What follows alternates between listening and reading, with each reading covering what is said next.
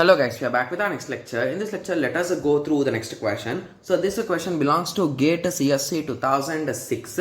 The question is, a CPU has a cache with the block size of 64 bytes.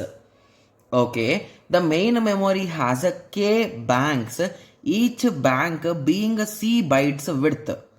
Okay, consecutive C byte chunks are mapped on consecutive banks with the wraparound. Okay, so all the K banks can be accessed in parallel, but two accesses to the same bank must be serialized.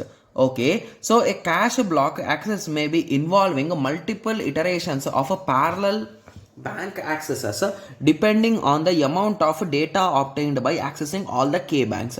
Okay, so each iteration requires decoding the bank number to be accessed in parallel, and this takes K by 2 nanoseconds. Okay, so the latency of one bank is 80 nanoseconds. If C is equals to 2 and K equal to 24, the latency of retrieving a cache block starting at address 0 from the main memory is. Okay, so this question seems to be really big, right? But I think this question is a bit easy, guys. The only thing which they are asking is what is the total time that it will take, in simple words. Okay, so first of all, let us decode the question once again. So let us go through the question once again. So now what do we know? We know the C value. So the value of a C is a 2. The value of a K is a 24. Okay, so each iteration requires a decoding the bank number to be accessed in parallel, and this takes, so basically decoding, so I'll be writing in this way. So decoding takes K by 2 time, that is a nothing but a 24 by 2 nanoseconds, that is a 12 nanoseconds. Got it? Yes. And the latency of one bank access, so latency of one bank is equals to 80 nanoseconds. Okay, so this is all the information given in the question, guys. Okay, yes. So let us go through the question again and let us understand. So a CPU has a cache with a block size 64 bytes. Okay, block size equal to 64 bytes. Okay, so the main memory has a 24 banks. Each bank has a 2 bytes. Okay, so 24 banks are there and each bank has a 2 bytes.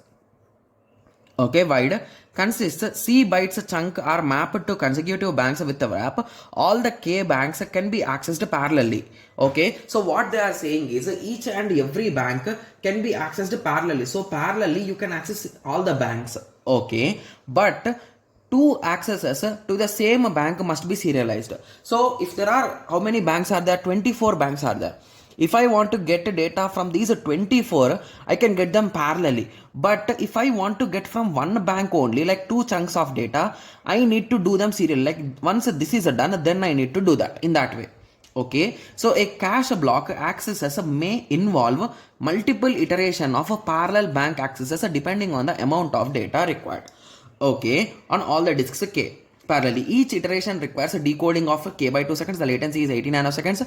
So now let us go to the question. If C is equals to 2 and K equal to 24, the latency of retrieving a cache block starting at address 0 from the memory is.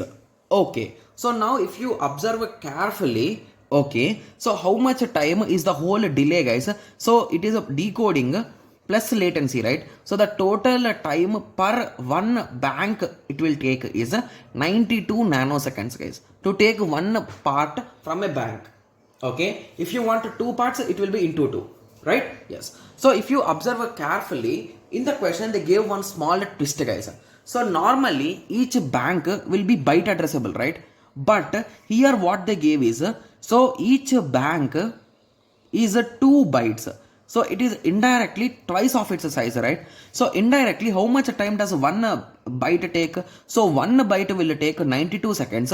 So if it is 2 bytes, it will take 92 plus 92. That is nothing but 184 nanoseconds. So that is option D. So that is the exact question which they are asking, guys. So now you got an idea, right? So how to analyze these type of questions? Okay, guys, I do agree that these questions take more time to read the question rather than solving the problem. Because if you observe, I read the question thrice or twice, I think so. The question again and again I read in the video itself, right? Yes.